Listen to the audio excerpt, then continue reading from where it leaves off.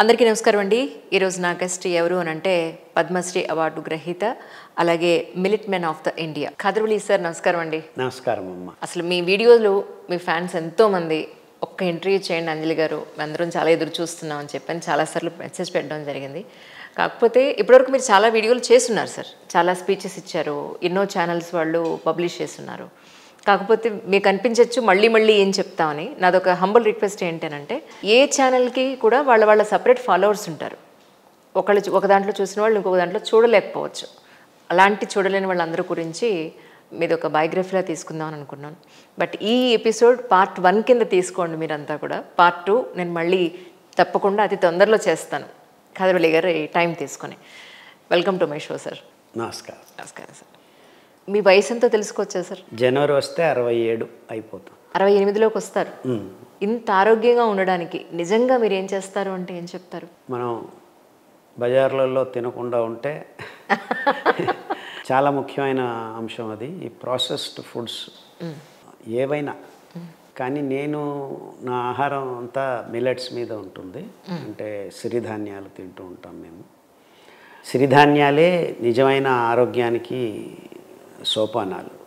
ఇందులో రెండో మాట లేదు. ప్రపంచంలో ఎవరైనా ఆరోగ్యంగా ఉండాలి అంటే, ఇంకో రకంగా చెప్పాలంటే అందరూ ఆరోగ్యంగా ఉండాలంటే సిరిధాన్యాలు తప్ప ఇంకేమీ దారి లేదు మనుషులకి, మానవ జాతికే కాదు, చాలా జీవులకి దేవుడు చేసిన ఆహారం అది. మనం మెల్లిమెల్లిగా వాణిజ్యీకరణం వల్ల ఆహారాన్ని ప్రశ్నలు అడగకుండా మార్చుకుంటూ వస్తున్నాం. ముఖ్యంగా గడిచిన 100 సంవత్సరాల్లో పారిశ్రామిక విధానంలో తయారు చేస్తున్న ఆహార పదార్థాలని మనం తింటూ వస్తున్నాం. అందువల్ల అనారోగ్యం విచ్చలవిడిగా అందరినీ ఆవరిస్తోంది. అంటే మీరు ఎంతకాలం నుంచి తింటున్నారు? దాదాపుగా 35 సంవత్సరాలు అవుతుంది. అంతకుముందంతా మీరు రైసే తీసుకున్నారు? అంతా రైస్ తీసుకోలేదు. అంతకుముందు కూడా అంటే అంతకుముందు నేను పెంచేవాడిని కాదు. అవగాహన అప్పుడప్పుడు తయారవుతూ వచ్చింది నా మెదడులో. సో 35 సంవత్సరాలుగా చాలా నిబద్ధతతో మా ఆహారం మేము పండించుకోవటం, మేమే వంట చేసుకోవటం, అలా అలవాట్లు మార్చుకుంటూ వచ్చాము. అంటే నేను అమెరికాలో ఉండేవాడిని. అమెరికాలో ఉన్నప్పుడు కూడాను కూరగాయలు ఆహారం కూడాను పెంచుకునేవాళ్ళం. అంటే ఎక్కడున్నా కానీ నీ ఆహారం నువ్వు పెంచుకో, వంట చేసుకొని తినటంలోనే ఆరోగ్యం. అక్కడ మీరు ఉద్యోగం చేస్తూ అక్కడ కాదు అని అనుకుని భారతదేశానికి రావడానికి కారణం అంటే ఏం చెప్తారు సార్? అది భారతదేశం మీద ఉన్న మక్కువ, ప్రీతి, భక్తి. మన దేశంలో ఉన్నంత ప్రస్తుతం స్వాతంత్రం అక్కడ నేను ఉండి మన చిరుధాన్యాలు ఆహారంగా అందరినీ మలుచుకోవాలంటే అక్కడ వీల్లేదు. అక్కడి రూల్స్, అక్కడ వాతావరణం, అక్కడి అలవాట్లు అవన్నీ చాలా భయంకరంగా ఉన్నాయి. మాంసాహారం ఎక్కువగా ఉన్న దేశాలని. మీరు నిజంగా మాంసాహారం తీసుకురా సార్? అసలు పచ్చి శాకాహారం. అంటే మీరు బ్రాహ్మణమ్మాయిని చేసుకోవడం వల్ల తినట్లేదా? మా ఆవిడని పెళ్లి చేసుకోకముందే 10 సంవత్సరాల ముందే నేను చిన్నప్పుడే మాంసం తినటం ఆపు చేశాను. మా ఇంట్లో మా అమ్మతో యుద్ధం చేసి నా అన్నం నేనే వండుకునే స్థితికి కూడా వచ్చాను.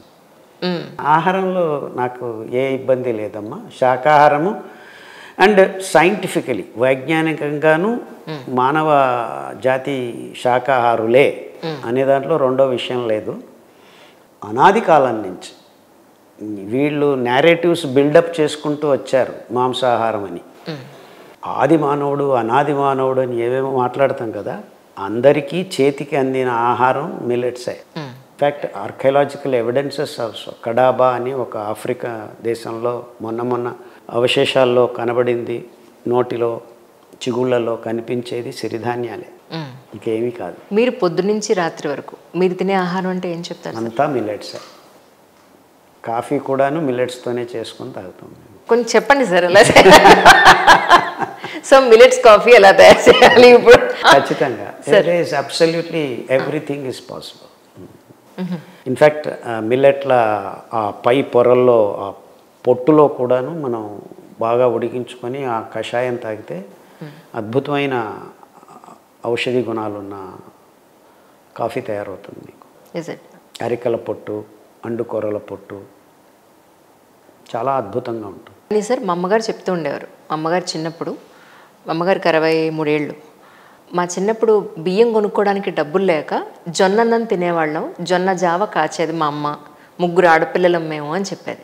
నిజంగా ఇదే చెప్పేది. అంటే వరి కొనుక్కోవడానికి, బియ్యం కొనుక్కోవడానికి డబ్బులు ఉండేవి కావట. కానీ ఇప్పుడు అంతా రివర్స్ అవ్వలేదు సార్. ఇదే కొర్రలు ఇప్పుడు ఎంత కాస్ట్ అయిపోయాయి మనం కొనడానికి? లేదమ్మా, రివర్స్ ఏం కాలేదు, అది అలాగే ఉంది. కానీ మాయ జరిగింది. కార్పొరేట్ వాళ్ళు సబ్సిడీల రూపంలో ప్రతి దేశం నుంచి ఎరువులు, క్రిమి కీట కలుపునాశక మందు పదార్థాల వెలని లాగేస్తున్నారు. అది అందరికీ తెలియట్లేదు. ఇంక్లూడింగ్ సో కాల్డ్ జర్నలిస్ట్ కూడా దీన్ని గ్రహించలేకపోతున్నారు.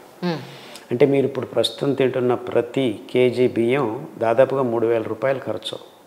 మీరు కట్టేశారు అప్పుడే, అందరూ కట్టేసే తింటున్నారు. 2.49 lakh crores is paid by government of India ahead ప్రతి సంవత్సరం. సో మీరందరూ మీకు వచ్చే 50 రూపాయలు 30 రూపాయల్లో బియ్యం దొరుకుతుంది అనుకుంటున్నారు. That's not true. That's absolutely hidden value. అంటే మీరు చెప్పేది బియ్యం కన్నా కూడా కొర్రలే మనకి తక్కువ, మిల్లెట్సే తక్కువ ఉంటాయండి. 500 రూపాయలు మీరు కొర్రలకి ఇచ్చిన కేజీ అది ఇంకా చాలా తక్కువే. నేను చెప్పేది మీకు అర్థం కావట్లేదు కదా? అర్థం కాదు కూడా.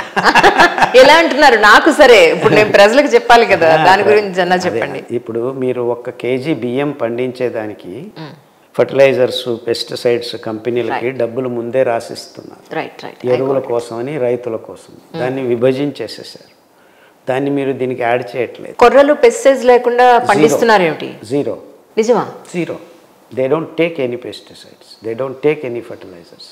ఇన్ఫ్యాక్ట్ ఫర్టిలైజర్స్ ఉన్న భూమిని మళ్ళా మీరు సారవంతం చేయాలంటే మీరు పండించాల్సింది కొర్రలు, అండుకొర్రలే, ఇంకేరే దారి లేదు. మేము అవన్నీ ప్రయోగాలు చేసి చూపించాం. You want to clean up all the non sense you have created by growing rice, wheat. ఆ భూముల్ని మళ్ళా సారవంతం చేయాలి, కెమికల్స్ లేకుండా చేయాలి అంటే మీకు ఉన్న దారి ఇదొకటే. అంటే మీ ఉద్దేశ ప్రకారం ఏ దేశంలోనైనా సరే కొర్రలు, అన్ని దేశాల్లో కొర్రలు పండే అవకాశం లేదు కదా సార్? అన్ని చోట్ల పండించవచ్చమ్మా. మొత్తం ప్రపంచం అంతా పండించుకొని తింటున్న ధాన్యాలు ఇవి. ఇన్ఫ్యాక్ట్ కొర్రల్ని ఇటాలియన్ మిల్లెట్ అంటారు. అంటే ఇటాలియన్ ఆల్ప్స్, ఆ కొండలు, ఆ లోయలు, ఆ చర్యల్లో అంతా వైభోగంగా పెరుగుతున్న ధాన్యం కొర్రలు. అలాగే కొలరాడో అమెరికా దేశంలో ఇప్పటికీ పెంచుతున్న ధాన్యం అండుకొర్రలు. చైనా లాంటి పెద్ద పెద్ద దేశాల్లో అనాది కాలం నుంచి తింటున్న ధాన్యాలు అరికలు. జర్మనీ, జపాన్ దేశాల్లో తింటున్న ధాన్యం ఊదలు. They are called German millet. African millet సామలు, అమెరికన్ మిల్లెట్ అండుకొర్రలు, ఇటాలియన్ మిల్లెట్ కొర్రలు. సో మన అదృష్టం ఏంటంటే ఈ అద్భుతమైన ధాన్యాలన్నీ మన దేశంలో పండుతాయి. దానికి వేరే వేరే పేర్లు ఉన్నాయి అనుకోండి. అవును సార్.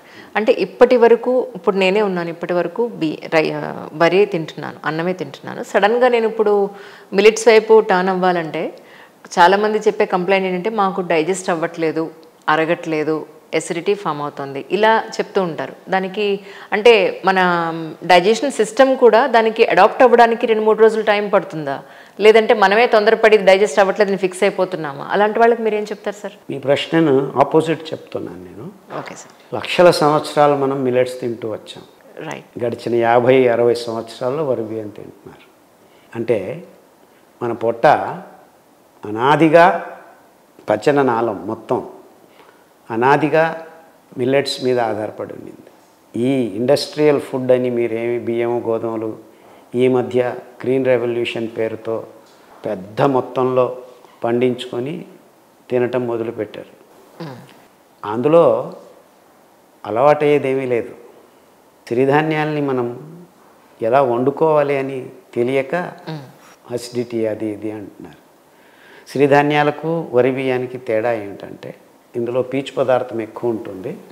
ఎక్కువ అంటే వరి బియ్యంలో జీరో ఉంది కాబట్టి. సో ఈ పీచు పదార్థం ఉన్న ధాన్యాల్ని వండుకునే విధానం వేరే. సార్ దాన్ని రాత్రి నానబెట్టి ఉదయం వండుకోవాలి, ఉదయం నానబెట్టి సాయంకాలం వండుకోవాలి. అలా చేస్తే మీకు ఏ ధాన్యంతోనూ ఏ ఇబ్బంది ఉండదు, ఎవరికీ ఉండదు. 2 రోజులు 3 రోజులు వెయిట్ చేయాల్సిన పని కూడా లేదు. దానికి తోడు ఇంకొక అతి వైజ్ఞానికమైన కారణం ఉందమ్మా, ఎందుకు ఇలా అందరికీ అయింది అంటే, మన పొట్టలో సెలియక్ రీజన్ అని ఉంటుంది. అంటే పౌష్టికాంశాలని పీల్చుకునే సన్న పేగులు, పెద్ద పేగులు మొత్తం అక్కడ అతి అద్భుతమైన సహజీవనం చేసే సూక్ష్మజీవులని ఉంటాయి. గట్ మైక్రోబ్స్ అంటారు ఇంగ్లీష్. అవి గడిచిన 60 సంవత్సరాల్లో మెల్లిమెల్లిగా నాశనం చేసుకుంటూ వచ్చాం. ఎప్పుడు ఈ వరి బియ్యము, గోధుమలు, చక్కెర తినటం మొదలుపెట్టిన తర్వాత ప్యాథోజెనిక్ బ్యాక్టీరియా ఎక్కువయ్యాయి. సో దీనివల్ల మీకు మిల్లెట్స్ తినాల్సిన పని లేదు. ప్రపంచమంతా అలాగే ఇది తింటూ గ్యాస్ట్రిక్ ట్యాబ్లెట్స్ అని, పెంటప్రోజోలు, ర్యాంటాకు, జాంటాక్ అని $1 బిలియన్ బిజినెస్ అది. అంటే మీరు అంటున్నట్టు మిల్లెట్స్ తినటం వల్ల అసిడిటీ రావట్లేదు. మీ పొట్టలో మైక్రోబ్స్, గట్ మైక్రోబ్స్ లేకపోవటం వల్ల ఆ సెలియక్ రీజన్, ఎపిథీలియల్ సెల్స్ అన్నీ నాశనం అవుతుండటం వల్ల గ్యాస్ట్రిక్ ప్రాబ్లం వస్తుంది. సో దాన్ని బాగు చేయాలంటే 60 సంవత్సరాల గ్యాస్ట్రిక్ ప్రాబ్లం ఉన్న వాళ్ళు కూడాను అండుకొరల అంబలి తాగితే 3 రోజుల్లో ప్రాబ్లం సెట్ అవుతూ వస్తుంది. మీరు అంబలి అని చాలా వీడియోలో చెప్పున్నారు సార్. ఎన్ని రకాల అంబళ్ళు ఉన్నాయి యాక్చువల్గా? ఎన్ని ధాన్యాలు ఉన్నాయో అన్ని. అంటే ప్రతి ఒక్క ధాన్యం పీచు పదార్థం ఉండటం వల్ల అద్భుతమైన వైవిధ్యమైన సూక్ష్మజీవుల్ని తమపై ఆవాహన చేసుకుంటాయి. ఆ విధానం మనం జాగ్రత్తగా గమనించాలి. అండుకొర్రలు కానీ, కొర్రలు కానీ, ఊదులు కానీ, ఇంక్లూడింగ్ రాగులు కానీ, దానిని మనం నానబెట్టి జావ కాచుకొని మట్టి కుండలో బట్ట కట్టి కిన్వ ప్రక్రియ అంటారు దాన్ని, ఫర్మెంటేషన్ ప్రాసెస్. అది 7-8 గంటలు జరిపిన తర్వాత తాగితే అందులో సూక్ష్మజీవులు నివసించడం మొదలు పెడతాయి. ఆ పీచు పదార్థం, పిష్ట పదార్థం, కార్బోహైడ్రేట్ అండ్ ఫైబర్, ఆ కాంబినేషన్లో వైవిధ్యమైన సూక్ష్మజీవులు వస్తాయి. బియ్యం, వరి బియ్యంతో రావా? వస్తాయి. కానీ అక్కడొచ్చే సూక్ష్మజీవులు మనకి అంత మంచి చేసే సూక్ష్మజీవులు కావు. కొద్దిపాటు ఒక 0.5% ఉండొచ్చు. కానీ మీకు 100% మీ పొట్టలో ఈ అద్భుతమైన గట్ మైక్రోబ్స్ అంటారు, మైక్రోబయోమ్ అంటారు, అది రావాలంటే పీచు పదార్థం ఉన్న ధాన్యాల మీదే ఈ సింబయాటిక్ గట్ మైక్రోబ్స్ తయారవుతాయి. 1950 ఆ ప్రాంతంలో మీరు సగటు మానవుని పొట్టలో ఉన్న సూక్ష్మజీవుల ప్రమాణం ఎంతంటే 2.1 కిలోస్ ఉండేది. ఓకే. ఇప్పుడు 1.1 కిలోస్కి దిగజారు, సగానికి పైగా. అది కారణం మీరు తింటున్న వరి బియ్యం, గోధుమలు, చక్కెర ఇవన్నీ. మరి బ్రౌన్ రైస్ తింటే పర్వాలేదు, బ్లాక్ రైస్ వచ్చాయి. బ్రౌన్, బ్లాక్, గ్రీన్ అన్ని రైసులు ఒకటే, ఉండేది 0.2 గ్రామ్స్ నారు. ఇదంతా అవగాహన లేక ప్రజలు మాట్లాడుతున్నారు. మీరు ఏ వరి బియ్యం తిన్నా మీకు రోగం ఖాయం. కానీ మీరు 140 రకాల జబ్బులు ఓన్లీ మిల్లెట్స్ తింటేనే. 140 మీకు తెలుసు కాబట్టి, మీకు తెలియని రోగాలు ఇంకా 140 కూడాను బాగవుతాయి. నిజమా సార్? నిజం, 100%. రెండో మాట లేదు ఇందులో. అంటే ఇప్పుడు మీ ఉద్దేశ ప్రకారం క్యాన్సర్ అనేది రోగమా, లేకపోతే ఒక విటమిన్ డెఫిషియన్సీ అంటారా? ఏదైనా రోగమే. దానికి కారణాలు మీరు విటమిన్ డెఫిషియన్సీ అని, ఇదని, అదని మీరు చెప్పుకుంటున్నారు, కానీ రోగం రోగమే. దాన్ని కూడా మీరు తగ్గిస్తాను మీ ఫుడ్తో? నేను తగ్గించేది ఏం లేదు, రాకుండా చూసుకోవచ్చు. తగ్గించేది చాలా చిన్న మాట. నీ జీవితంలో ఎప్పుడు ఏ రోగం రాకుండా జీవించాలంటే ఉన్న దారి ఒక్కటే, అది సిరిధాన్యాల రహదారి. ఎందుకంటే వైజ్ఞానికంగా నీ పొట్టలో గట్ మైక్రోబ్స్ ఉంటే నీ శరీరంలో ఉన్న జీవకోశాలు చేయలేని జీవ ప్రక్రియలన్నిటినీ తన భాగంగా చేస్తూ మీతో సహజీవనం చేసే ఆ గట్ మైక్రోబ్స్ని, అంటే నిజమైన డాక్టర్, మనం చంపుతూ వస్తున్నాం. అందుకే ఇన్ని రోగాలు. ప్రతిరోధక కణాలని కూడాను పోషించే అద్భుతమైన గుణాల్ని మీకు ఇచ్చేది ఈ గట్ మైక్రోబ్స్. అంటే మీరు ఇన్ఫెక్షియస్ డిసీజెస్ కానివ్వండి, క్రానిక్ డిసీజ్ అవ్వండి, అక్యూట్ ప్రాబ్లమ్స్ కానివ్వండి, అన్నిటికీ మూలం ఈ అసమతులనం. మైక్రోబియల్ ఇంబ్యాలెన్స్ అంటారు. సో మీరు గట్ మైక్రోబ్స్ని సమృద్ధం చేసుకునే ఒకే ఒక విధానం పీచుగల ఈ ధాన్యాలే, ఇంకేమీ లేవు. అందుకే అంబలి గురించి చెప్తూ ఉంటాను. ఒక్కసారి అంబలి ఎలా అంటే ఒక్కటి చెప్తే సరిపోతుంది, మిగతావన్నీ కూడా ఆ విధంగా ఎలా చేస్తే? ఏ ధాన్యమైనా పీచున్న ధాన్యం ఒక 5 grams రవ్వలాగా చేసుకొని, లేకపోతే ధాన్యాన్ని నానబెట్టి ఉడకబెట్టే ముందు కొద్దిగా రుబ్బుకొని ధాన్యం పగిలేట్టు చేసుకొని 1/2 లీటర్ నీళ్ళు, 5 గ్రాములకి 1/2 లీటర్ నీళ్ళు అంటే పలుచటి గంజి, పలుచటి జావ 20 నిమిషాలు ఉడకపెట్టాలి. 8 గంటలు నానబెట్టిన తర్వాత చల్లగా అవుతుండగా మట్టి కుండలో వేసి పెట్టాలి. మట్టి కుండ అతి ముఖ్యం, ఎందుకంటే సూక్ష్మ రంధ్రాలు ఉంటాయి, ఆక్సిజన్ తగలాలి, దానికి ఆమ్లజనకం కావాలి. ఆమ్లజనకం లేకపోతే అనరోబిక్ బ్యాక్టీరియాలు వస్తాయి. ఇవి ఆమ్లజనక పూరిత కిణ్వ ప్రక్రియ. సో అంటే ఆక్సిజన్ ఉన్న ఫర్మెంటేషన్. ఇప్పుడు మీరు పాలు తోడుకు వేస్తారు, అది పెరుగు అవుతుంది, అది అనరోబిక్ బ్యాక్టీరియా అంటారు. అందులో మీకు గాలి లేకున్నా కానీ ఆ ప్రక్రియ జరుగుతుంది. ఇది వ్యత్యాసం పెరుగుకు ఈ అంబలికి వ్యత్యాసం ఇది. ఇందులో వైవిధ్యమైన సూక్ష్మజీవులు అనేకం, వందల వేల రకాలు ఉంటాయి. ఇంకా అందులో ఉప్పు కూడా వేసుకోరా మీరు? వేసుకోవచ్చు, నేను వేసుకోను, అది వేరే విషయం. ఉప్పు వేసుకోకుండానే మనం కిణ్వ ప్రక్రియ జరిపించాలి, ఫర్మెంటేషన్ జరగాలి. ఉప్పు వేస్తే అక్కడికి వచ్చే ఆవాహన చేసే ఆ సూక్ష్మజీవులు మారుతాయి, ఎందుకంటే ఉప్పు ఉండటం వల్ల జీవ ప్రక్రియలే వేరే అవుతాయి. సో తాగే ముందు ఉప్పు వేసుకోవచ్చు మీరు. రైట్, అది కూడా కరెక్ట్. పెరుగు కూడా అంటే సార్ మీరు పెరుగు కూడా వాడక్కర్లేదు అంటే? నేనేం వాడక్కర్లేదు అన్నను, కానీ నిజమైన పెరుగు దొరకదు అని చెప్తున్నా. నిజమైన పాలు లేనప్పుడు పెరుగు ఎక్కడి నుంచి వస్తున్నాం? చాలా సింపుల్ లాజిక్. అవును సార్, మీకు పాలే లేవు ఇక్కడ. ఇప్పుడు మీకు దొరుకుతున్న పాలన్నీ కలుషితమే. కలుషితం కాకపోయినా మీరు వాణిజ్యీకరణ ప్రకారం ఐవీఎఫ్లు, స్టెరాయిడ్స్, యాంటీబయాటిక్స్ వాడి ఎక్కువ పాలు తయారు చేస్తున్నారు. ఆ పాలల్లో ఈ అంశాలన్నీ వస్తాయి. కొద్దిగా ఫర్మెంటేషన్లో తక్కువైనా కానీ ప్రమాణం మాత్రం మీకు ఈ కెమికల్స్ది దొరుకుతూనే ఉంటుంది. దానికి తోడు ఇంకా ఇబ్బందికరమైన విషయం ప్లాస్టిక్. ఈ పాలంతా ప్లాస్టిక్ సంచుల్లో అందరికీ అందజేస్తున్నారు. అది దాదాపుగా ఒక వారం 10 రోజులు ఆ ప్లాస్టిక్ సంచుల్లో ఉంటుంది. అండ్ లాక్టిక్ యాసిడ్, ఇవన్నీ కెమికల్స్ ఆ పార్టికల్స్ని మీ పొట్టలోకి అవి మళ్ళీ బయటికి వెళ్ళవు. సో ఇలా అనేక రకాలైన రోగాలకు దారితీస్తున్నాయి. అంటే మీరే మీ ఆవుకు ఎద్దులతో పిల్లలు అంటే దూడలు పుట్టి ఆ పాలను తీసుకొని ఆ పాలతో పెరుగు చేసుకొని అదైతే ఓకే, నో ప్రాబ్లం. కానీ మీకు ఐవీఎఫ్ చేయకుండా దూడలు పుట్టిన ఆవుల పాలు దొరకటం నా అభిప్రాయంలో ఆల్మోస్ట్ నిల్. అంతస్తులు, ఆస్తులు, అధికారాలు, రాజరికాలు, ఇవి సంపాదించడం అన్నీ ఒకసారి పక్కన పెట్టి తరతరాలు ఆరోగ్యంగా బతకాలి అని అంటే మాత్రం ప్రతి ఇంటికి, లేదంటే అట్లీస్ట్ ఒక 2-3 ఇళ్ళకి ఒక ఆవు, ఒక గేదె లేదు అని అంటే పాడి పంటలన్నీ కూడా బేసిక్గా ఇంట్లో ఉంటే కనుక అట్లీస్ట్ కలుషిత ఆహారం, ఆకుకూరలు, కాయగూరలు, కొన్ని పాదులు పెట్టుకున్నా కూడా మన ఇంట్లో మనం ఆ ఇంటి వరకు, ఆ ఫ్యామిలీ వరకు పండించుకున్నా కూడా పెద్దగా ప్రాబ్లం ఉండదేమో. చైనాలో ఎవరింట్లో వాళ్లే కొంతవరకు పండించుకుంటారట. ఈ విషయంలో మీకేమనిపించింది? I don't believe that it is true అమ్మ.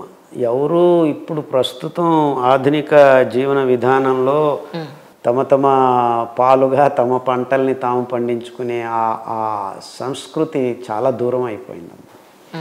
అలా చేస్తే బాగుంటుంది, కానీ పారిశ్రామిక విధానంలో ఆహారాన్ని తయారు చేసి క్లౌడ్ కిచెన్స్, సైబర్ కఫేలు, జొమాటో, స్విగ్గీల సాంప్రదాయాలు ప్రపంచమంతా వ్యాపిస్తున్న ఈ సందర్భంలో ఇంకా ముందుకు వెళ్ళి డ్రోన్స్ మూలకంగా జీపీఎస్ స్మార్ట్ ఫోన్లతో నీవు తిరుగుతున్నా కానీ నీ నోటికి అందజేసే ఈ వ్యవస్థని శుభ్రంగా స్థాపిస్తున్నారు వచ్చే తరాలకు.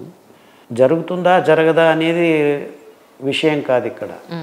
మనకు ఆరోగ్యమైన జీవనానికి కావలసిన అంశాల్ని వచ్చే తరాలకు అందజేసే ఇచ్ఛాశక్తి ఉన్నదా లేదా అనేది మొదటి ప్రశ్న. ప్రస్తుతం నాకైతే ఆ ఇచ్ఛాశక్తి ప్రజల్లో తమ ఆరోగ్యాన్ని చూసుకోలేకనే కష్టపడుతున్నారు. ఇంకా వచ్చే తరాల ఆరోగ్యం గురించి ఆలోచించే శక్తి లేదనిపిస్తుంది. మూలంగా జరుగుతున్నది ఏంటంటే, మనం ప్రశ్నలు అడగకుండా ఇన్ని రోజులు ఈ కార్పొరేట్ ఫుడ్ని మన జీవితంలో భాగంగా చేసుకున్నాం. అదే నేను మీకు చెప్పాను, బజారు పళ్ళు, బజారు పాలు. మంచినీళ్ళ బాటిల్ తెచ్చుకున్నారు, ప్లాస్టిక్ బాటిల్లో తాగనన్నారు, కాఫీ టీలు తాగనన్నారు. ఇంకేం తింటారు, ఏం తాగదని ఫ్రూట్స్ తెప్పిస్తుంటే బజారు పళ్ళు వద్దు అన్నారు. అంటే మనం దేహం ఒక ఆలయం లాంటిది, అంటే దేవస్థానం లాంటిది. ప్రతి జీవిలో దేవుడు ఉన్నాడని మనం ఆ సంస్కృతి మన భారతదేశంది. కరెక్ట్. అంటే ప్రతి జీవిని మనం దేవుడిలాగా కొలవాలి అనేది. అలాంటప్పుడు మన దేహాన్ని మన దేవస్థానాన్ని ఈ కల్మషాలతో నింపుకొని అనారోగ్యభరితం చేసుకోవటం ఎంతవరకు సబబు అనే ప్రశ్న మొదటిగా రావాలి అందరికీ.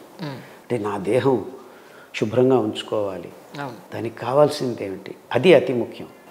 It's just not being healthy. ఆ ఆత్మకు కొద్దిగా గౌరవం, భక్తి ఉండాలి. అంటే నాలో ఉన్న ఆత్మకి నేను గౌరవించాలి, భక్తిని చూపాలి. మీ ఆత్మకు, మీ దేహానికి, మీ ఆరోగ్యానికి పూరకంగా ఉన్న వాతావరణాన్ని మనం సృష్టించాలి అనే ఒకే ఒక ఉద్దేశంతో నేను అమెరికా నుంచి తిరిగి వచ్చాను. ఎందుకంటే మనం దేవుడు అంటే భక్తిగా ఆలోచించే సంప్రదాయం. ఆ దేవుడి గుడిని నాశనం చేసుకునే పద్ధతుల్ని మనం ఇప్పుడు అనుసరిస్తున్నాం. ఆ గుడిని శుభ్రంగా ఉంచుకునే విధానమే మిల్లెట్స్. ఇప్పుడు మీరు ఇక్కడ ఒక 10 రోజులు నివసించారు, కల్మషాలు వస్తాయి, దాన్ని బయటకు వేస్తే కదా మీకు మళ్ళా ఆ పని చేసేది మన మిల్లెట్స్ మాత్రమే. మిల్లెట్స్లోనే ఆ వ్యవస్థ ఉంది. మీకు కావలసిన పౌష్టికాంశాలు ఇంకా ఎక్కడ దొరకవు. మిల్లెట్స్ ఈ 5 ధాన్యాల్ని మీరు చూస్తే అందులో ఉన్న పౌష్టికాంశాలు, విటమిన్లు ఇంకా ప్రపంచంలో ఎక్కడా దొరకవు మీకు. దానికి తోడు ప్రోటీన్లు ఉన్నాయి, దానికి తోడు దీనివల్ల వచ్చే ఆ అపభ్రంశాలైన కల్మషాల్ని తీసేసేదానికి కావాల్సిన వ్యవస్థను కూడాను దేవుడు ఇందులో అమర్చాడు. నిన్న డాక్టర్తో మాట్లాడుతుంటే సర్జికల్ గ్యాస్ట్రోఎంట్రాలజిస్ట్ ఒక ఆయన 30 ఏళ్లకే ఫ్యాటీ లివర్ వచ్చేస్తుంది అంజలి అని మాట్లాడారు. నిజానికి సార్ ఫ్యాటీ లివర్ని నిజంగా మళ్ళీ రివర్సిబుల్ చేసుకోగలుగుతామా only with millets? Yes, we have done thousands of people. అంటే అది రైస్ ద్వారా కాదు కదా వచ్చింది? రైస్ ద్వారానే వచ్చింది ఫ్యాటీ లివర్. మీకు ఎక్కువైన చక్కెర అంశం వల్ల కొవ్వు అంశాలు తయారయ్యి లివర్లో డిపాజిట్ అయ్యి ఫ్యాటీ లివర్ అవుతుంది. సో ఇప్పుడు రివర్స్ చేసుకోవాలంటే మీ ఉద్దేశ ప్రకారం అంతే, టోటల్గా రైస్ స్టాప్ చేసామంటే? అబ్సల్యూట్. చాలామంది మోసం చేసుకుంటున్నారు. రైస్ గురించి మాట్లాడకుండా, చక్కెర గురించి మాట్లాడకుండా ఏదో ఆయిల్స్ తాగితే ఫ్యాటీ లివర్ వస్తుంది అనుకుంటున్నారు. ఆయిల్స్ మంచి ఎద్దుగానుగ నూనెలు అయితే ఏ ఫ్యాటీ లివర్ రాదమ్మా. ఫ్యాటీ లివర్ అంతా వచ్చేది ఆల్కహాల్ వల్ల, కెమికల్స్ వల్ల, చక్కెర వల్ల, ఇంకా కొంతమంది ఆఫ్ కోర్స్ ఈ మధ్య ఈ ఏమంటారు డ్రగ్స్, గుట్కా, అవి ఇవి అలాంటివి. సో ఇలాంటి అలవాట్ల వల్ల ఫ్యాటీ లివర్ వస్తుంది. Of course chemicals are number 1 reason. మనం తింటున్న ఆహారంలో, తాగుతున్న నీళ్ళల్లో, వాడుతున్న నూనెల్లో కెమికల్స్ చాలా ఎక్కువైపోయాయి. Especially refined oils are almost no oils అని చెప్పాలి. కానీ ఎక్కడున్నాయి సార్ ఇప్పుడు గానుగులు? మా చిన్నప్పుడు ఉండేది చక్క ఒక ఇప్పుడు మళ్ళీ మేము మొదలు పెట్టామమ్మా. మా కర్ణాటకలో మోర్ దాన్ 5,000 గానుగలు వచ్చాయి. అంతెందుకు, నేను కర్ణాటక నుంచి ఆంధ్ర, తెలంగాణలో తిరుగుతూ ఇప్పుడు ఆంధ్ర, తెలంగాణలో కూడాను ఎద్దుగానుగ నూనెలు సంప్రదాయాల్ని మళ్ళీ మొదలు పెట్టాలి. పుట్టబోయే తరాలు ఆరోగ్యంగా ఉండాలంటే ఎద్దుగానుగ నూనెలు అతి ముఖ్యం. We need to go back to the roots అంటారు. ఆఫ్ కోర్స్ ఆరోగ్యం అక్కడే ఉండేది, మూలం. కరెక్ట్. కానీ మీరు ఓన్లీ ఫుడ్ ద్వారానేనా సార్ మీరు ఇంత ఫిట్గా ఉన్నారు? ఎక్సర్సైజ్ చేయరా? అంటే వాకింగ్ చేస్తానమ్మా. ఉదయం సూర్యోదయం సమయంలో నేను వాకింగ్ చేస్తాను. మా మైసూర్లో ఉన్నప్పుడంతా అది క్రమబద్ధంగా చేస్తూ ఉంటాం. సూర్యకిరణాలు ఎస్పెషలీ సూర్యోదయ సమయంలో ఆ ప్రభస్సు, ఉషస్సు, అరుణం, సూర్యోదయంలో అది చాలా ముఖ్యం మన ఆరోగ్యానికి. సూర్యోదయంలో మనం 1 గంట వాకింగ్ చేస్తే చాలు, మన నిర్నాళ గ్రంథులన్నీ ప్రచోదకం అవుతాయి. డే నైట్ వ్యత్యాసాన్ని మన దేహం గుర్తిస్తుంది. అనేక రకాలైన హార్మోన్ ఇంబ్యాలెన్స్ అంతా పోతూ వస్తుంది. సో ఇప్పుడు ఆడవాళ్ళ మూతి మీద మీసాలు రావటం, మగవాళ్ళకు బట్టతలలు ఎక్కువ కావటం, ఇవంతా ఈ హార్మోన్ ఇంబ్యాలెన్స్ వల్ల వస్తున్నాయి. ఈవెన్ అమ్మాయిలకి కూడా స్కాల్ప్ అంతా పలచబడిపోతుంది చాలా, 30-35కి పలచబడిపోతుంది. మీరు చెప్పేది అది కూడా రైస్ వల్లే అంటున్నారా? అది కూడా రైస్ వల్ల, ప్లస్ మీరందరూ సూర్యకిరణాలని మీ శరీరానికి తగలకుండా కదలకుండా ఇలా ఏసీల్లో ఉండి కారుల్లో తిరిగి కొంచెం కూడా ఎండ తగలకుండా, ఎస్పెషల్లీ సూర్యోదయం, ఆ సూర్య నమస్కారాలు అనేది మన పూర్వీకులు చెప్పింది అతి ముఖ్యమమ్మ. Without sun there is no health on this planet. ఆ అద్భుతమైన సాంప్రదాయాన్ని మనం ప్రతి పుస్తకం మొదటి పేజీలో రాసుకోవాలి. అంటే ఏ సబ్జెక్ట్ అన్నా చదవండి మీరు. అవును సార్. సూర్య నమస్కారం చేసావా అంతే. అది అద్భుతమైన ప్రక్రియ. అది లేకుండా మీరు మిల్లెట్స్ ఎన్ని తిన్నా కానీ సూర్య నమస్కారం లేకుండా ఉంటే ఆరోగ్యం రాదు. సూర్య నమస్కారాలు మాత్రమే చేస్తూ ఉంటే కూడాను ఆరోగ్యం రాదు. సంపూర్ణ ఆరోగ్యానికి ఈ అద్భుతమైన విషయాలు మీరు అవగాహనలోకి తీసుకురావాలి. ఇవాళ మీ ఇంటర్వ్యూ ఉందని మా ఫ్రెండ్స్కి చెప్తే వాళ్ళు అడిగారు, మా ఉద్యోగాలు సాఫ్ట్వేర్ ఉద్యోగాలు, పొద్దున్న లేస్తే ఏసీ కార్లో వెళ్తాం, ఏసీ ఆఫీసులో కూర్చుంటాం, బాక్సులు తింటాం, వీకెండ్ సాటర్డే సండే మేము పార్టీలు చేస్తాం. సో ఈ లైఫ్ స్టైల్ ఉన్న వాళ్ళకి ఇప్పుడు బెల్లీ ఫ్యాట్ మాకు కావాల్సినంత ఉంది, అక్కడికే ఆఫ్ చేసారు. తర్వాత ట్యాబ్లెట్ తీసుకుంటాం, బ్యూటీ పార్లర్కి వెళ్తాం, తర్వాత ఐవీఎఫ్ సెంటర్లకు వెళ్తాం. ఇవన్నీ మీరు పూర్తి చెప్పాలి. సగంలో ఆఫ్ చేస్తున్నారు. బెల్లీ ఫ్యాట్ చాలా ఉంది మాకు, బెల్లీ ఫ్యాట్ తగ్గడానికి మాకు ఏదైనా అడ్వైస్ కావాలి. అంబలి తాగాలి అంతే. 5 ధాన్యాలది రోజు ఒక పూట అంబలి తాగుతూ, లేకపోతే 2 రోజులు మారుస్తూ, ఒక 6 వారాల్లోనే మీకు తేడా కనిపిస్తుంది. ఎందుకంటే మీ ఫ్యాట్ని కరిగించేదానికి కావలసిన మెటబాలిక్ యాక్టివేషన్ ఆ సూక్ష్మజీవులు మాత్రమే చేయగలవు. మీరేం చేయలేరు. మీరు 100 సార్లు కొండ ఎక్కి దిగినా కానీ మళ్ళీ ఫ్యాట్ వస్తుంది తినేది ఆపనప్పుడు. సో మీ ఉద్దేశ ప్రకారం అయితే ఎక్సర్సైజ్తో పాటు ఫుడ్ అనేది టోటల్గా రైస్ స్టాప్ చేయండి, మెరిట్స్లోకి దిగండి. ఎక్సర్సైజ్ అనే కంటే వ్యాయామం. ఎక్సర్సైజ్ అనేది అందరూ జిమ్లో పడి ఇట అవంతా they are of actually no use. Real ఆరోగ్యానికి శుభ్రమైన ఆరోగ్యం కావాలంటే సూర్యోదయం సమయంలో అందరూ 1 గంట నడవండి, తర్వాత ఇంకేమీ అవసరం లేదు. అండ్ సరైన ఆహారం తినండి, అబ్సల్యూట్లీ ఫైన్. ఇప్పుడు మొత్తం మనం అనుకున్న 20-30 ఏళ్ల క్రితం ఉన్న ఆ సిస్టమ్ లేదా 50 ఏళ్ల క్రితం ఉన్న సిస్టమ్ ఇప్పుడు ఏం లేదు. మీరు ఎలా చూస్తారు దీన్ని? అంటే సర్వం జగన్నాథం, ఇది ఇంకా అయిపోయింది అని అనిపిస్తుందా, లేదంటే ఇది ఒక సర్కిల్, మళ్ళీ పాత రోజులు వస్తాయనిపిస్తుందా? పాత రోజులు వస్తాయని నేను కలలు కనటం లేదు. వచ్చేదానికి వీలు కూడా లేదు, అలానే కాదు. కానీ మన ఆహారంలో మాత్రం మనం మార్పులు చేసుకుంటే ఈ హాస్పిటల్స్ అన్నింటినీ మనం సగానికి సగం మూసేయచ్చు. ఇవన్నీ అవసరం లేని వాణిజ్యీకరణం పొందిన కార్పొరేట్ హాస్పిటల్స్తో మనకు సంబంధం లేదు, అవసరము లేదు.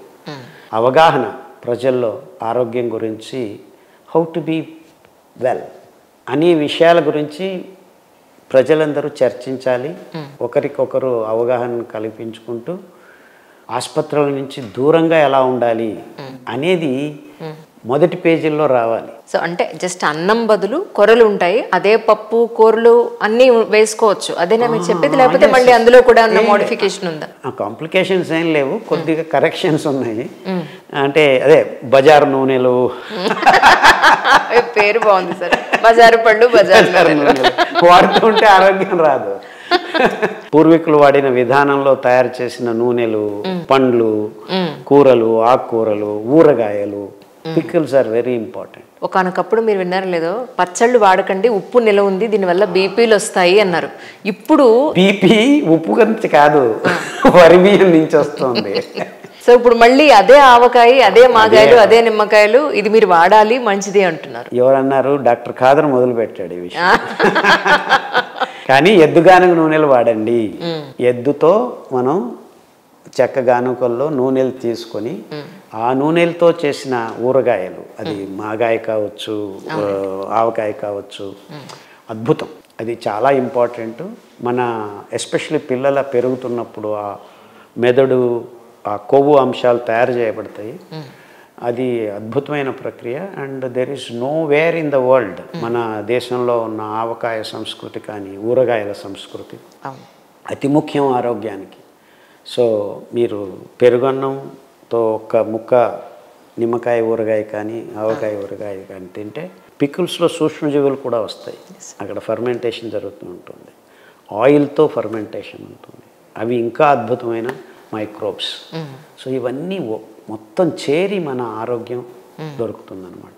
ఒక్కదానితో పూర్తి ఆరోగ్యం అని కాదు, వైవిధ్యమైన అంశాలు. జీవనం అంటే అదే, జీవనం అంటే వైవిధ్యమైన అంశాలని సమతులనంగా ఉంచుకోవటం. ఆ సమతులనాన్ని కాపాడుకునేదానికి మనకి అనేక రకాలైన వైవిధ్యమైన అంశాలు అవసరం. సూర్యరశ్మి నుంచి సూక్ష్మజీవుల వరకు ఆ మధ్యలో మనం ఈ కలగాపులగంగా కాకుండా ఒక క్రమబద్ధతతో జీవనాన్ని సాగిస్తే ఆరోగ్యం నీ సొంతం. 90sలో మేము స్కూల్కి వెళ్ళేటప్పుడు రాత్రి మిగిలిన అన్నం చద్దన్నంలో ఆవకాయ కొంచెం పెరుగు అరటిపండు, ఆవకాయన్నం పెరుగులో అరటిపండు వేసుకుని తినేసి వెళ్ళిపోయేవాళ్ళం. మధ్యాహ్నం వరకు మాకు ఆకలి వేసేది కాదు. మళ్ళీ వచ్చి ఇంట్లో ఎంతో మీరు సిరిధాన్యాలతో చేస్తే రాత్రి వరకు ఆకలి కాదు. ఎందుకంటే గ్లూకోజ్ని నిదానంగా మీ దేహంలోకి స్టెప్ బై స్టెప్ నియంత్రణతో నిగదిత ప్రమాణంలో అందజేసే వ్యవస్థని దేవుడు అందజేస్తాడు. ఉదయం తిని రాత్రి తింటే చాలు. కానీ ఇప్పుడేమైంది, గ్యాస్ట్రిక్ ప్రాబ్లం 2 గంటలకు ఒకసారి 3 గంటలకు ఒకసారి తిను తిను తిను అని డాక్టర్లే చెప్తున్నారు. అవును, చిన్న చిన్న మొత్తాల్లో ఎక్కువ సార్లు తీసుకోండి అని అంటున్నారు. అంత వైజ్ఞానికం అది. మీరేమంటారు సార్? అలా వద్దంటున్నారు, అవసరం లేదంటున్నారు. అరికల ఇడ్లీలు ఉదయం 5-6 తినండి, సాయంకాలం వరకు మీకు ఆకలి కాదు. నిదానంగా మీ రక్తంలోకి గ్లూకోజ్ వస్తుంది, శక్తి విడుదలవుతుంది, మీకు ఎప్పుడు అలసట ఉండదు, మేలుకున్నంతసేపు పక్కా. ఇప్పుడు మార్కెట్లో ఎన్నో రకాలైన మిలెట్స్ మనకు దొరుకుతున్నాయి సార్. మీ ఉద్దేశ ప్రకారం ఇప్పుడు చాలా మంది అడుగుతున్నారు, ఇవి ఆర్గానిక్ అంటారండి, అవి ఎంతవరకు ఆర్గానిక్? కంగారు ఏం అక్కర్లేదమ్మా, మిలెట్స్ అన్నీ ఆర్గానిక్కే ప్రస్తుతం. దాన్ని జెనెటిక్ మాడిఫికేషన్స్ అంతా జరగట్లేదు ఇంకా ఇప్పుడు మొదలు కావచ్చు, అది వేరే విషయం. కానీ ప్రస్తుతానికి ఎవరు మిలెట్స్ని ఇంతవరకు ఒక్క సజ్జలు కొన్ని చోట్ల ఇప్పుడు ప్రయత్నాలు చేస్తున్నారు. అది పశువుల ఆహారం కోసం అని తయారు చేస్తే రీసెర్చ్ జరిగిందే కానీ ఎక్కువగా ఏమీ పెద్ద రీసెర్చ్లు జరగలేదు అక్కడ. జెనెటిక్ మ్యాపింగ్ ప్రకారం ఈ కొర్రలు అండుకొర్రలు ఇవంతా చాలా కష్టం దాన్ని డిస్టర్బ్ చేయటం. అంటే న్యాచురల్గా ఉన్నది న్యాచురల్గా ఉన్నట్టే ఉంచుకునే గుణం ఉందన్నమాట. దానికి తోడు మీరు నీళ్లు కట్టాల్సిన అవసరం లేదు. సో ఎరువుల ప్రశ్నే రానే రాదు. కరెక్ట్. 4 వానలు వస్తే పండించే పంటలు ఇవి. 10 డిగ్రీలైనా పెరుగుతాయి, 45 డిగ్రీ సెంటీగ్రేడ్ ఉన్నా కానీ పెరుగుతాయి. సో ఏ ఇబ్బందులు లేవు దీనికి. They are very good. Organic inorganic అని మీరు ఆలోచించాల్సిన అవసరం లేదు. ఎందుకంటే మేము కొన్ని ప్రయోగాలు చేశాము. వరి బియ్యం పండించిన ప్రాంతంలో కూరలు అండుకూరలు పండించడం మొదలు పెడితే 2 సీజన్స్ 2 రౌండ్స్లో ఆ భూమిలో ఉన్న కెమికల్స్ కూడా మాయమైపోయాయి. ఎందుకంటే ఈ కంకి కట్టినప్పుడు పక్షులు వస్తాయి. మీరు వరి మడుల్లో పక్షులు రావు, ఇప్పుడు ఒక పక్షి కూడా రాదు. కానీ మీరు ఎందుకంటే ఆ రసాయనిక ఎరువుల వల్ల. ఈ సిరిధాన్యాలు పెంచినప్పుడు కంకుల మీద వేల పక్షులు వస్తాయి. పక్షులు వచ్చి కంకుల్ని తింటాయి. తింటూ పోతూ పిక్కల్ని మీకు ఆశీర్వాదంగా వదిలిపెట్టిపోతాయి. ఆ పిక్కల్లో అద్భుతమైన సూక్ష్మజీవులు ఉంటాయి. సో మీ భూమి సారవంతం అయ్యేదానికి దానికి తోడు నైట్రోజినస్ మెటీరియల్ అంటే పక్షుల పిక్కల్లో మీకు నైట్రోజన్ కూడా దొరుకుతుంది. ఎందుకంటే అవి పురుగుల్ని అది ఇది అంతా తినేసి ఆ ప్రోటీన్స్ అంతా భూమికి అందజేస్తాయి. దానికి తోడు అసిడిక్ నేచర్ ఉంటుంది దాన్ని కొద్దిగా. సో అది భూమి మీద పడినప్పుడు అలా లోపలికి వెళ్ళిపోయి సూక్ష్మజీవుల్ని అందజేసి ఆ కెమికల్స్ ఏమేమి మనం వరి పండించేదానికి వేసిందా బంజర్ అయిన దాన్ని మళ్ళా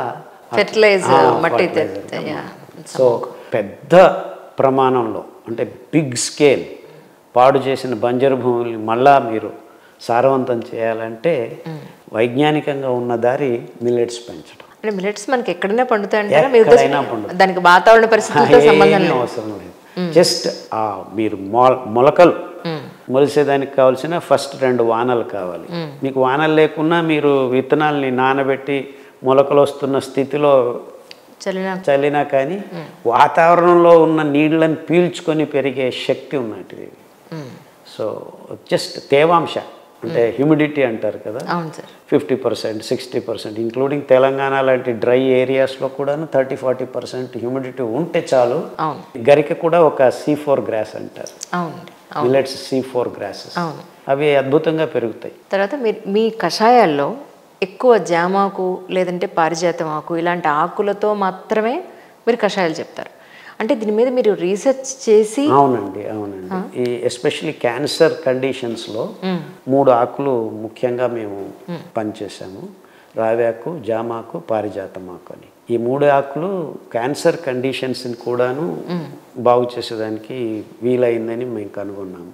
వందల మంది బ్లడ్ క్యాన్సర్ పేషెంట్స్, గర్భకోశం పేషెంట్స్, స్తనం క్యాన్సరు చాలామంది బాగు చేసుకున్నారు. అఫ్కోర్స్ ఈ క్యాన్సర్ కండిషన్స్లో మధ్యాహ్నం పూట ఇంకొక కషాయాలు కూడాను అందజేస్తాము.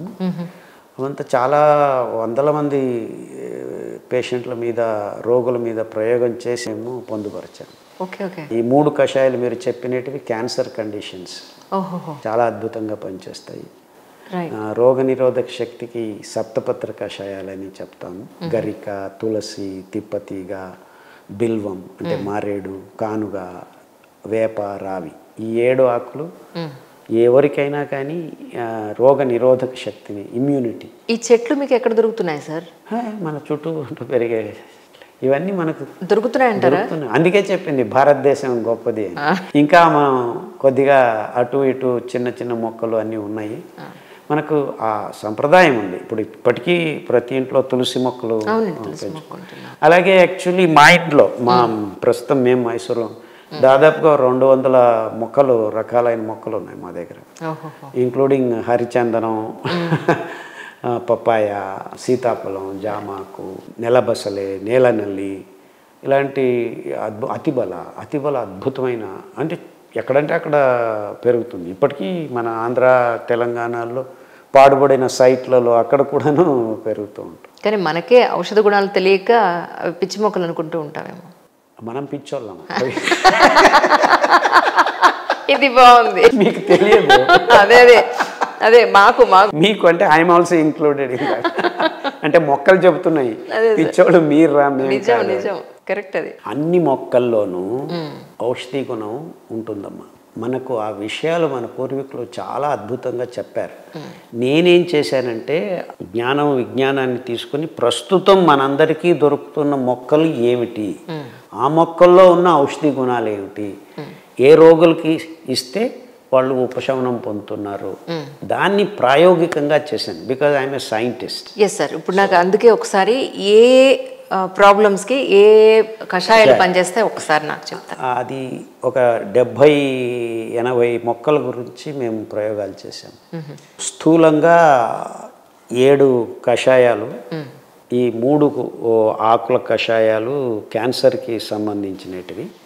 రణపాల, కొత్తిమీర, అరటిబోద మన కిడ్నీకి సంబంధించిన ప్రాబ్లమ్స్ని, సరే అంటే గౌట్ కానీ, కిడ్నీ స్టోన్స్ కానీ, డయాలిసిస్, క్రియాటినిన్ పెరగటం, అలాంటి దానికి. అలాగే హృదయ సంబంధానికి సంబంధించినంతవరకు జముడు కషాయం, కొన్ని జ్యూసెస్ కూడాను తాగమని చెప్తూ ఉంటాను. ఎస్పెషలీ హార్ట్ ప్రాబ్లమ్స్ ఉన్న వాళ్ళకి బూడిద గుమ్మడికాయ, దోసకాయ మరియు సొరకాయ, అంటే కుకుర్బిటేసి అంటారు, అంటే తీగ జాతి కూరగాయలు, ఆ కషాయాలు కానీ, ఆకులు కూడా చాలా మంచివి. ఇవన్నీ శాస్త్రీయంగా క్రమబద్ధంగా ప్రయోగాలు చేసి కనుక్కున్న విషయాలు. అంటే నేను కొత్తగా కనుక్కున్నానని కాదమ్మా, అది ఉన్నవి మళ్ళా రిపీట్ చేసి ఇది ఇదే అని ఖచ్చితంగా చెప్పగలిగే స్థితికి తీసుకొచ్చాను. అంటే మనం ఈ సంప్రదాయాన్ని పోగొట్టుకున్నాం, కషాయాల సంప్రదాయం. ఎస్పెషల్లీ మెంతులు కషాయం, మీరు ఎండాకాలంలో తిరిగి వస్తే మెంతులు కషాయం తాగితే మీకు ఏ యూరినరీ ఇన్ఫెక్షన్స్ రావు. అది నేను చెప్పింది కాదు. అంటే మొత్తం మళ్ళా మనం పోగొట్టుకున్న ఈ ఒరవడిని వెనక్కి తీసుకొచ్చేదానికి గట్టిగా ప్రయత్నాలు చేస్తున్నాము. It works. ఇప్పటికీ ఎప్పటికీ పనిచేస్తాయి. అంటే అప్పుడెప్పుడో ఇప్పుడు పనిచేస్తుందా అని కొంతమంది వితండంగా ప్రశ్నలు వేస్తూ ఉంటారు. చేసి చూడు అని చెప్తూ ఉంటారు. అంతే. జస్ట్ మ్యాటర్ ఆఫ్ 3 నిమిషాలు ఆకుల్ని ఉడకపెట్టడం. అంటే మరుగుతున్న నీళ్ళల్లో 3 నిమిషాలు ఉంచాలి. మూత పెట్టి స్టవ్ ఆఫ్ చేసి ఉంచాలి. ఇట్ ఇస్ కాల్డ్ బ్రూయింగ్ అంటారు కొంతమంది. అది మెల్లిగా తన నీళ్ళల్లో కరిగే గుణాలని వదిలేస్తుంది. సో మీరు ఆకు అవసరం లేదు. Just water soluble content is very good for your health. అంతెందుకు మీ రక్తాన్ని తేలిక చేస్తుంది, పొలచన చేస్తుంది. మందమైపోయింది మీరు వరి బియ్యము, చక్కెర ఇవన్నీ. ఆ మందమైన రక్తాన్ని మొదటిగా ఫస్ట్ ఎఫెక్ట్ ఏమిటి కషాయాలదంటే ఏ ఆకు కషాయమైనా మీ రక్తాన్ని పొలచగా చేస్తుంది టు స్టార్ట్ విత్. ఎప్పుడైతే రక్తం పొలచవుతుందో మీ శ్వాసకోశాలు, హృదయం సరిగ్గా పనిచేసేదానికి అనువు. ఎంత అద్భుతం కదా. పైసా ఖర్చు లేదు. దారి మీద వెళ్తున్నారు, తమలపాకు కనిపిస్తుంది. అద్భుతం అది. తమలపాకు కషాయం, తులసి ఆకు, రావి ఆకు, మర్రి ఆకు, వాము ఆకుతో కూడా కషాయం చేస్తారేమో కదా. వాము ఆకు, అతిబల ఆకు. సో ఇవన్నీ కూడా వేడి నీళ్ళ మీద ఆకులు వేసి కాసేపు ఉంచితే 3 నిమిషాలు అంతే, ఎక్కువ అవసరం లేదు. అంటే చాలా మంది కషాయం అంటే దాన్ని వాసన కూడా చూస్తే కింద పడిపోతాం. అంత ఘాటుగా అలాంటివి అవసరం లేదు. చాలా మైల్డ్గా అమ్మ, very mild and very beautiful. అంటే చాలా ప్లెజెంట్గా ఉంటుంది కషాయాలు తాగుతుంటే. అండ్ ఒక రకమైన ఉత్తేజనం అవుతుంది. సో అందరూ కాఫీలు టీలు ఎందుకు తాగుతారో నాకు అర్థం కాదు. అది అడిక్షన్ అవుతుంది. You are addicted. కెఫీన్ టీలోనూ ఉంది, కాఫీలోనూ ఉంది కెఫీన్ అని. ఎలాగైతే సిగరెట్లో నికోటిన్ అని ఉంది. ఇప్పుడు అందరూ చాక్లెట్కి అడిక్ట్ అవుతున్నారు. అందులో కూడాను థియోబ్రోమిన్ అని ఒక ఆల్కలాయిడ్ ఉంది. అందుకే అందరూ అడిక్ట్ అవుతారు. అసలు దాని పేరే పెట్టేశారు థియోబ్రోమా అని. దాని పేరే సైంటిఫిక్ నేమ్. సో థియోబ్రోమిన్ అనేది ఒక భయంకరమైన ఆల్కలాయిడ్. అందుకే అందరూ అలా అడిక్ట్ అవుతారు. అలాగే ఈ గుట్కా. కానీ ఎంత దారుణం అండి. మనిషి ఆరోగ్యం మీద బిజినెస్ ఏంటండి. జనరేషన్స్ పాడైపోతాయండి. ఆరోగ్యం మీద బిజినెస్ చేయట్లేదు, అనారోగ్యం మీద చేస్తున్నాం.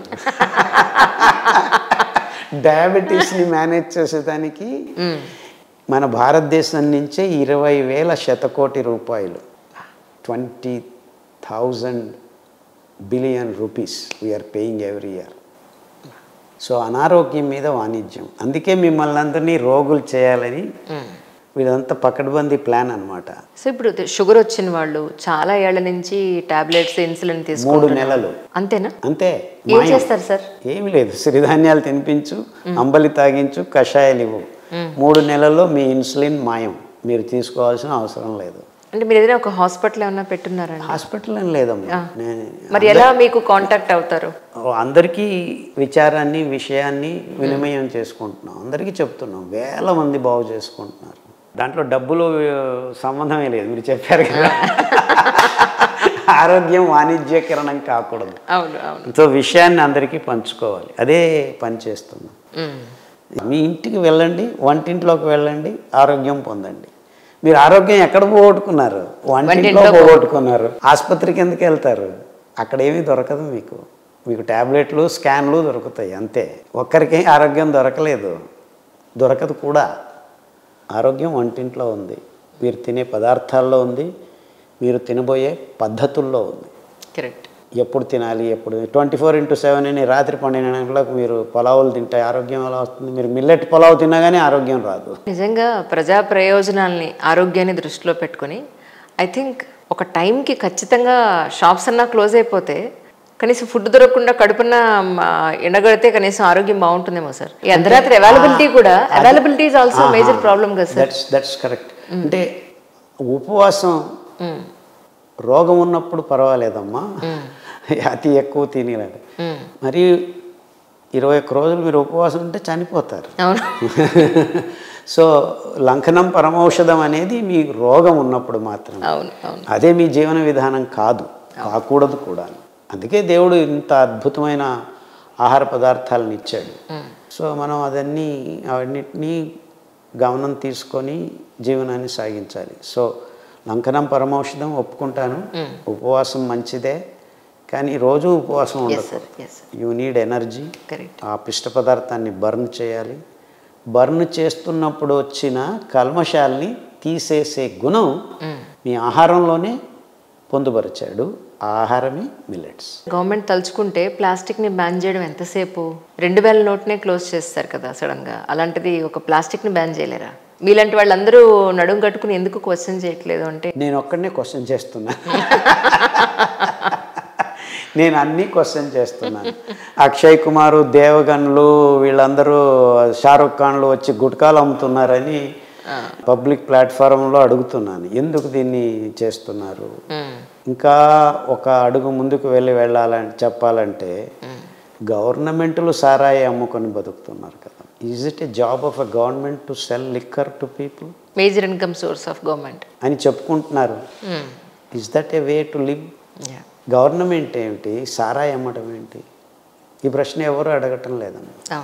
నేను 20 సంవత్సరాల నుంచి అడుగు. సో ఇవన్నీ జరుగుతున్నాయి. ఎందుకు జరుగుతున్నాయి? కారణం తెలుసా? కార్పొరేట్ కంపెనీల చేతుల్లో ఈ వ్యవస్థ కబంధ హస్తాల్లో ఇరుక్కుపోయింది. ఎలక్షన్స్ వస్తే కార్పొరేట్ కంపెనీలు ఈ పార్టీలకి ఫండ్స్ ఇవ్వాలి. ఈ వ్యవస్థ మారాలి. ఈ ఒకదానికి అవును సార్ ఇరుక్కుపోయిందమ్మా. అంటే మీరు ఒక్క ప్రశ్న వేస్తే ఇవన్నీ తీగలాగితే కదిలినట్టు ఇవన్నీ ఉన్నాయి. ఇవన్నీ గట్టిగా అందరూ చర్చిస్తూ ఉంటేనే మార్పు వస్తుంది. అవును సార్. మనం మాట్లాడటం లేదు, మనకు కార్పొరేట్ హాస్పిటల్స్ అవసరమా అనే చర్చ ఉండాలి. ఆరోగ్యంగా ఉండేదానికి ఇవన్నీ అవసరమా?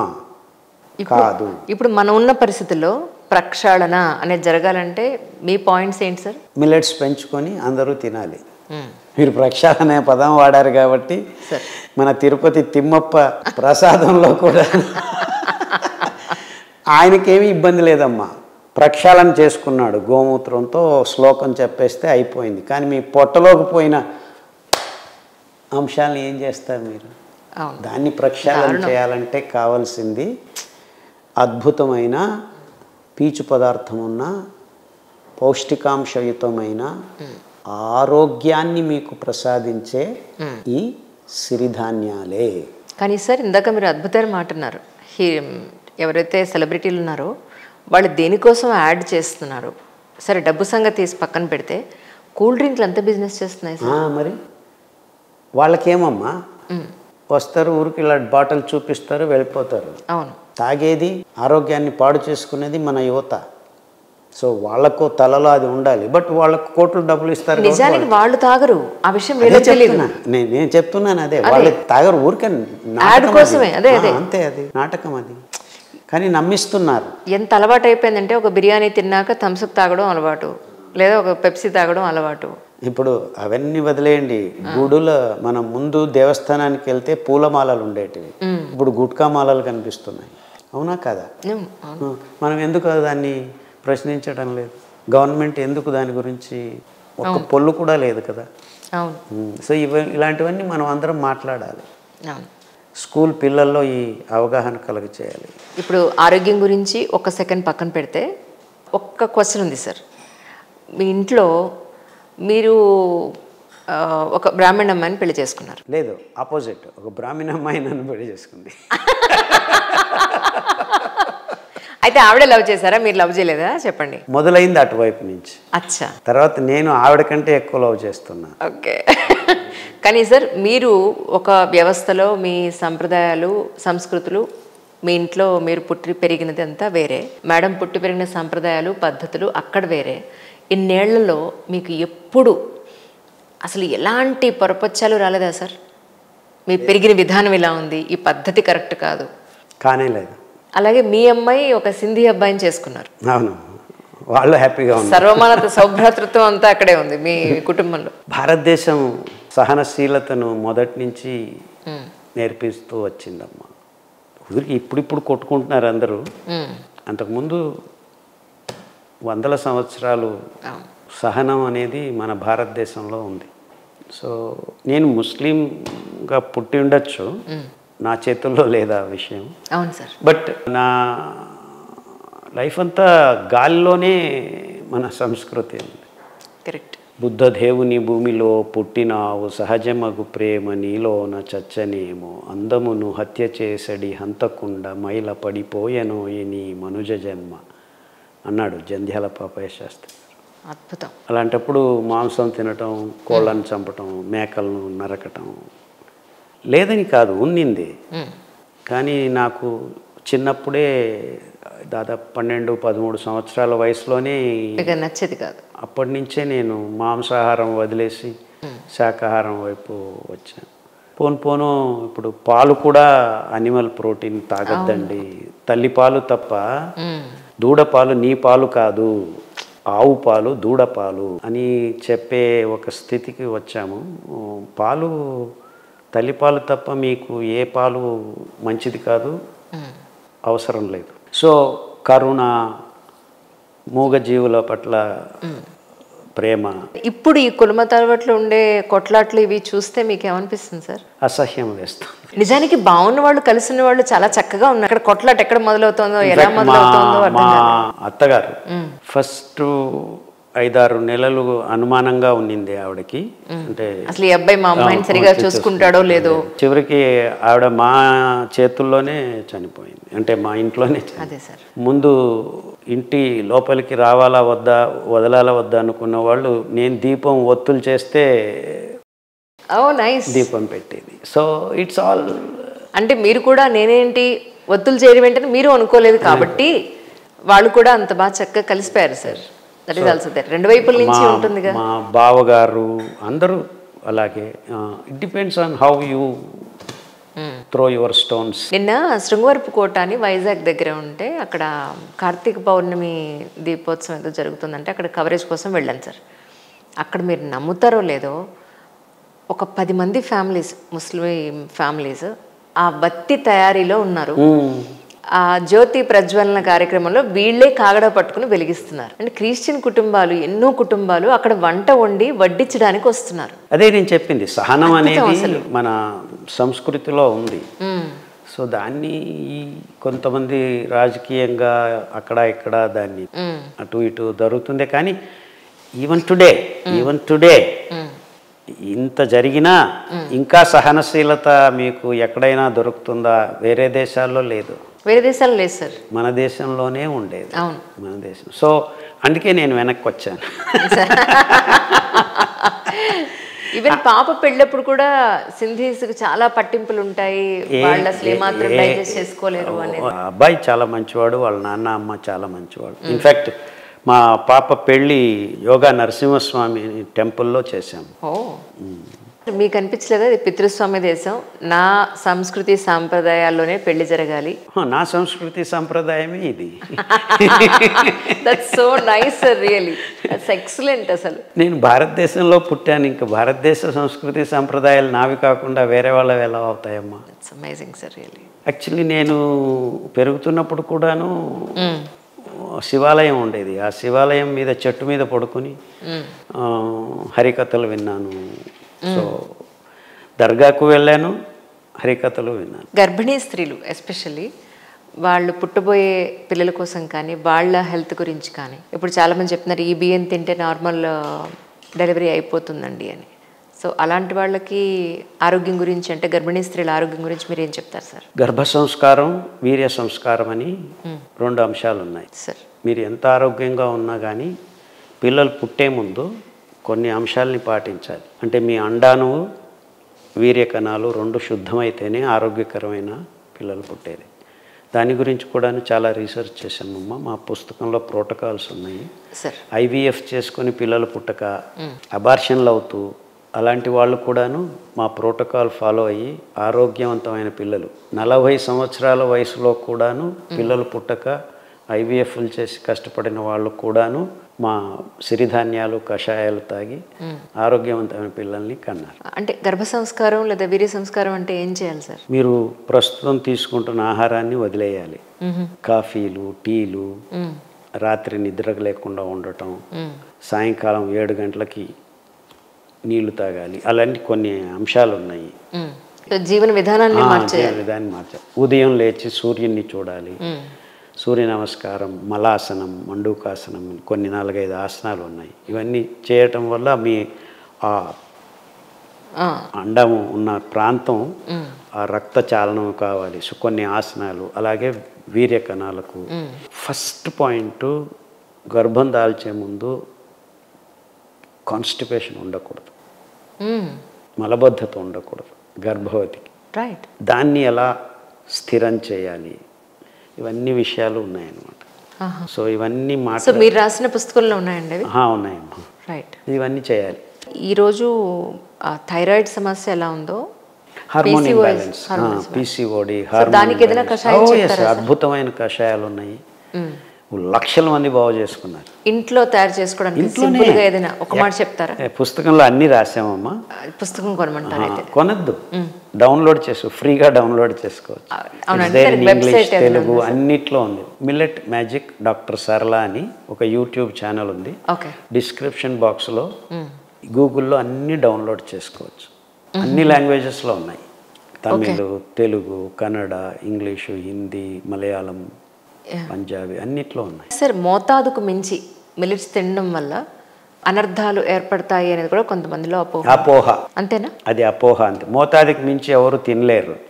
ఇప్పుడు ఉప్పు ఉందమ్మా, మీరు మర్చిపోయి రెండోసారి సాంబార్లో వేశారు.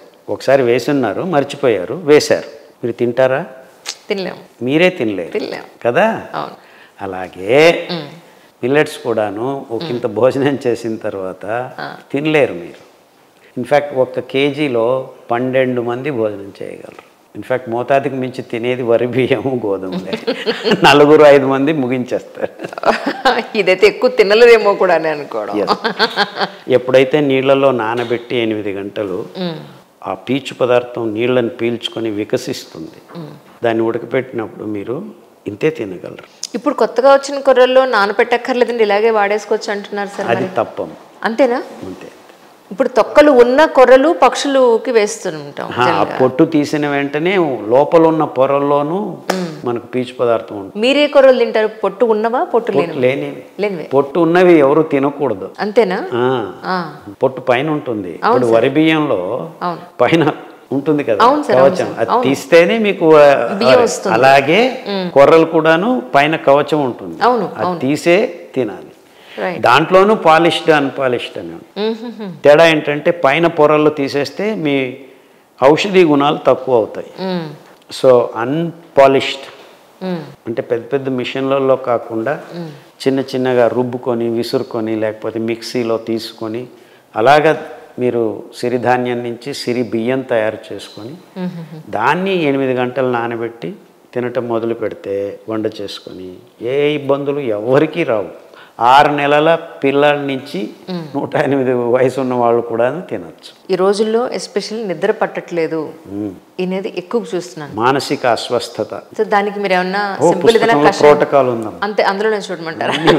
మీరు చెప్పారు 140 రకాల రోగాలు, you name it, it is there. ఇంకా ఏం లక్ష్యం పెట్టుకున్నారు? ఎంతో మందికి ఆరోగ్యం గురించి, ఆహారం గురించి, నెక్స్ట్ జనరేషన్స్ గురించి మీకు మంచి ఆరోగ్యం. నా ముఖ్య ఉద్దేశ్యం మన పాడవుతున్న భూగోళపు పర్యావరణ పరిరక్షణ. ఎందుకంటే భూగోళం లేకుంటే ఏ జీవికి స్థానం లేదు. సో మనం తింటున్న పదార్థాల ఉత్పాదన కోసం పర్యావరణ ప్రకృతి వనరుల్ని మనం తీవ్రంగా నాశనం చేస్తున్నాం. ఆ తీవ్ర నాశనాన్ని ఆపు చేయాలంటే మిల్లెట్స్ మన మూల ఆహారం కావాలి. ఎందుకంటే మిల్లెట్స్ని 30 బిలియన్ పీపుల్కి కూడాను పెంచి ప్రకృతి వనరుల్ని తాకకుండా ఇంకా ప్రకృతి వనరుల్ని సమృద్ధం చేసే గుణం మిల్లెట్స్ మన ఆహారం అయితే జరుగుతుందన్నమాట. Millets do not need water, millets do not need fertilizers, millets do not need any pesticides. ఇంకా అద్భుతమైన విషయం ఏంటంటే millets can grow anywhere and everywhere. Correct. అంటే ఈ రవాణా చేయాల్సిన అవసరం లేదు. అంటే ఒక చోట పంజాబ్లో పెంచుతున్నారు, అంత దేశానికి అందించాలి. ఆ గోడౌన్లో అవసరం లేదు, ఆ కెమికల్స్ అవసరం లేదు, ట్రాన్స్పోర్టేషనే అవసరం లేదు. మహబూబ్ నగర్లో పెంచుకోవచ్చు, నాగార్జున డ్యామ్ సాగర్ కిందను పెంచుకోవచ్చు. అంటే బంజరు భూముల్లో పెంచుకోవచ్చు, అంటే మీరు డ్యాములు కట్టాల్సిన అవసరం లేదు, రైట్, అడవుల్ని నాశనం చేయాల్సిన పని లేదు, మొత్తం జీవరాశిని సంరక్షించుకోవచ్చు. అంటే ఒకదానికొకటి అనుబంధం ఉంది కాబట్టి ప్రకృతిని సంరక్షణ కావాలంటే మానవ జాతి మిల్లెట్స్ని తినాలి. మిల్లెట్స్లో కూడా మీరు కొన్ని కాంబినేషన్స్ చెప్తూ ఉంటారు సార్, ఈ రెండు కలిపి కూడా వాడుకోవచ్చు. రోగాలని ఉంటే, రోగం ఉంటే సామలు అరికలు, మీకు గర్భకోశం క్యాన్సర్ ఉందనుకోండి, గర్భకోశం తయారైంది, దాని చుట్టూ ఉన్న కండరాలని క్లీన్ చేసేదానికి సామెలు కావాలి, ఆ రక్త ప్రసారం బాగా జరగాలంటే అరికెలు కావాలి. సో సామెలు 2 రోజులు, అరికెలు 2 రోజులు తినండి, మీకు తొందరగా బాగవుతుంది అని అలా చెప్తూ ఉంటాను. రాగులు కాకుండా రాగి పొడి కూడా దొరుకుతుంది మనకి, మన సో ఈ పొళ్ళు కూడా వాడుకోవచ్చు, పొళ్ళలో వాడడానికి మనకేం ఇబ్బంది లేదు. అంటే పొడులు వాడుకోవచ్చు అని నేను చెప్పను, మీరే పొడి చేసుకుంటే వాడుకోండి అని చెప్తూ ఉంటాను. ఓహో, అంటే బయట పొడి చేస్తే వాడు ప్యాకెట్లో పెడుతున్నాడంటే ఏదో పెడుతున్నాడు, ఎందుకంటే నిలవ ఉండాలి కాబట్టి ఎదురు కలుపుతాడు, కెమికల్. సో ఏదైనా మన ఇంట్లో తయారు చేసుకోవడం అనేది, ప్రాసెస్డ్ ప్యాకేజ్డ్ ఫుడ్స్ ఉన్నాయే దాని నుంచి దూరం ఉండండి, మిల్లెట్స్ అయినా కానీ నా అభిప్రాయంలో. ఎందుకంటే దాన్ని నిల్వ ఉంచాలి అని ఒకసారి మనం విత్తనం కవచం తీసేసామంటే ఇంకా అది ఏదో ఒకటి జరుగుతుంది, దాన్ని ఆపు చేయాలి కదా, దానికోసం వాడు ప్యాకెట్ తయారు చేసేటప్పుడే కెమికల్ వేస్తారు. సో అందుకే దూరంగా ఉండండి అని చెప్తుంటాం. మీరు మూల ధాన్యం తీసుకొని మీరు వంటలు చేసుకోండి అని చెప్తున్నాను. నేను సొంతంగా మా ఇంట్లో మేమే వంటలు చేసుకుంటాం, ఇప్పటికీ రోట్లో పిండి రుబ్బే మేము వడలు చేసుకుంటాం, మిక్సీ కూడా వద్దు అని చెప్తూ ఉంటాను. పొట్టు మినపప్పు వాడతారా సార్? మినపప్పు నాకు చాలా ఇష్టం, ఇడ్లీ దోశ అంతా నేనే చేస్తూ ఉంటాను. ఆవిడ చేస్తుంది, నేను లేనప్పుడు ఆవిడ చేస్తాను, నేనుంటే నేనే చేస్తాను. కాన్స్టిపేషన్ అనేది ఇప్పుడు చాలా మలబద్ధకం అనేది చాలా 90% ఉంది. మీరు అలాంటి వాళ్ళకి ఏదైనా అంటే మీరు బుక్లో ఉందనకండి, చాలా సులభం అమ్మా. ఎస్పెషలీ అండుకొర్రలు, నోటి నుంచి గుదద్వారంకు ఉన్న ప్రతి ప్రాబ్లమ్ని సాల్వ్ చేయగలిగే పీచు పదార్థం అది అండుకొర్రల్లో. అండుకొర్రలు బ్రౌన్ టాప్ మిల్లెట్ అంటారు. దాన్ని 5 గ్రాములు రవ్వ తీసుకుని నానబెట్టి 7-8 గంటలు 20 నిమిషాలు ఉడకపెట్టి మట్టి కుండలో కట్టి పెట్టి 7-8 గంటల తర్వాత రోజు రాత్రి భోజనానికి ముందు తాగటం మొదలు పెడితే 3 వారాల్లో మీ కాన్స్టిపేషన్ బాగవుతుంది. అంటే ఇంతే ట్రిక్, ఇంకేమీ లేదు. వేరే ఏం చేస్తున్నా చేయకపోయినా వేరే విషయాలు, సింపుల్ ఇది. ఇంకా మీకు ఇంత పని కూడా చేయలేము అంటే తంగెడి ఆకు, తంగెడి పువ్వు, దాని కషాయం కూడాను 3 వారాలు కాకపోతే ఇంకొక 3-4 రోజుల్లో పనిచేస్తుంది. రక్తం వస్తుంది, పైల్స్ ఉన్నాయి కాన్స్టిపేషన్తో అంటే కానుగాకు, పొంగేమియా పిన్నాట అంటారు, కానుగాకు అంటారు. అది 2 ఆకులు 3 నిమిషాలు మరుగుతున్న నీళ్ళల్లో ఉడకపెట్టి స్టవ్ ఆఫ్ చేసి 3 నిమిషాలు మూత పెట్టి వడపోసుకొని తాటి బెల్లం కావాలంటే వేసుకొని తాగండి. 3 రోజుల్లోనే మీకు ఆ రక్తం ఆగిపోతుంది. ఇలా చాలా విషయాలు పుస్తకంలో ప్రస్తావన చేశాము. It's very easy. ఇదే నాకు బాధ ఏంటంటే ఇంత సులభమైన మార్గం ఉన్న విధానాన్ని వదిలి మనం ఆసుపత్రుల చుట్టూ తిరిగి ఒక ప్రాబ్లంని 2 ప్రాబ్లంలు 3 ప్రాబ్లంలు చేసుకొని కష్టాలు పడుతున్నారే అని నా బాధ. నిజంగా తప్పకుండా ఇది ఫస్ట్ ఎపిసోడ్లో తీసుకుందాం, ఎందుకంటే మీరు నెక్స్ట్ అకేషన్ అయితే దానికి చాలా దూరం వెళ్ళాలి కాబట్టి మీ సమయం ఇంత సమయం ఇచ్చారు. Thank you so much sir, once again really thank you.